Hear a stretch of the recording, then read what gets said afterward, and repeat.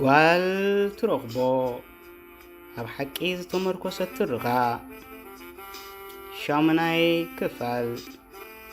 ወትሩ ረቡዕ ጸሓፍን ተራኽን መምህር ደሴ ገብረ ኪዳን ወዲ ሕቡር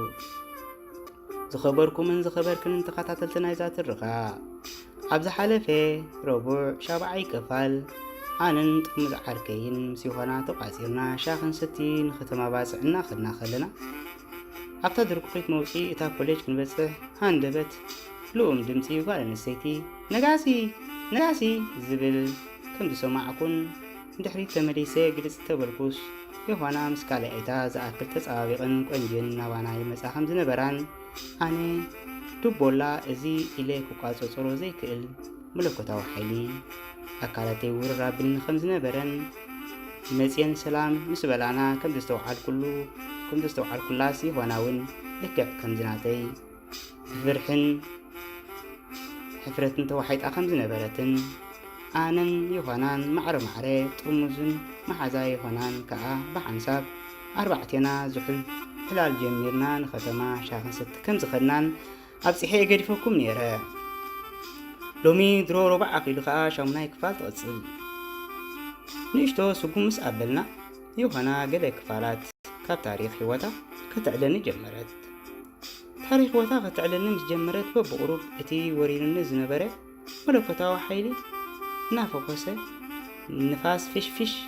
ክብለኒ ይፍለጠኒ ነበረ። ጥርሙዝ ዓርከይ ምስታ መሓዛ ይሆና ካባና ምሕድክ ኢሎም ስለ ዝነበሩ ምስ ይሆና ከነዕልል ገዝፍ ዕድል ሂቦምና ነበሩ። ግብረ መልሲ ክምልሰላ ከዓ ኣነ እውን ገለ ካብ ክፋላት ታሪክ ህይወተይ ካብቲ ናታ ፍልይ ብዝበለ ክዕልላ ጀመርኩ። ኣብ መንጎና ዝነበረ ወግዒ ከም ጠስሚ ዝተሓወሶ ጥዑም ፀብሒ መሊሱ ንዒዙን መብጪሩን ነበረ። ክትረዳእና ከዓ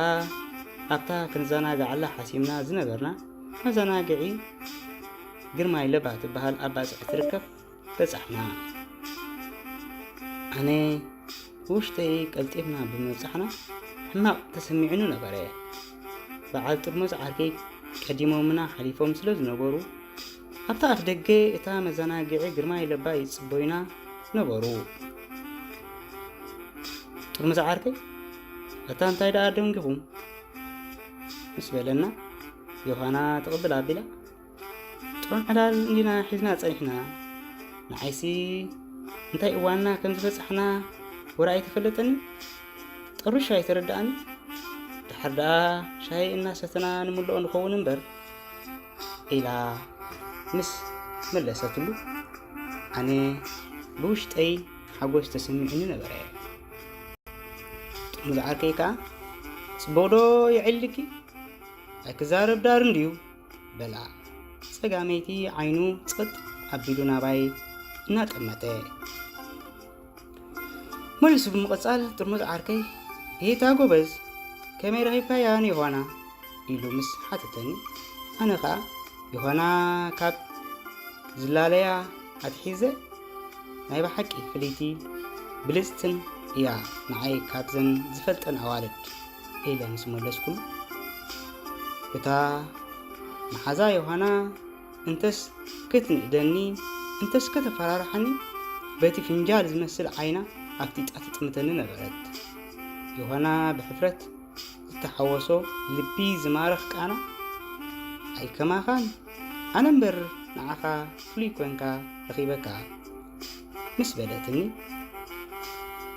ልበይ ፍትወታ ሙሉእ ኢሉ ድፍረት ይስማዓኒ ነበረ። ንሳ እውን ከም ዝፈትወትኒ ብዘረባኣ ከረጋግጽ ጀመርኩ። ጥርሙዝ ዓርከይ እናሰሓቐ ኣቶ ንሕደኹም ክትዋደሱ እምበር ካብ ሻሂ ምስታይ ኣኩርኩምና ናይ በጃኹም ዋላ ኣብኡ ትምልእዎ ምስ በለና ተመራሪሕና ኣብታ ኣብ ዕዳጋ እትርከብ حانتي كابتن فلطات مزاناقعي جرماي لبا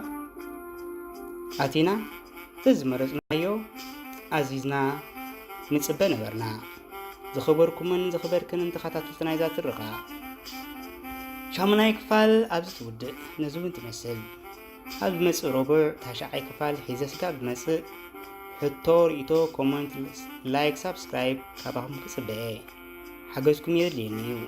مجمريا سلزغونكو كتحجزني إلا أوبكم سكاب مسء روبر تاشعي كفال حيزة سكاب مسء سناي سنايو تشاو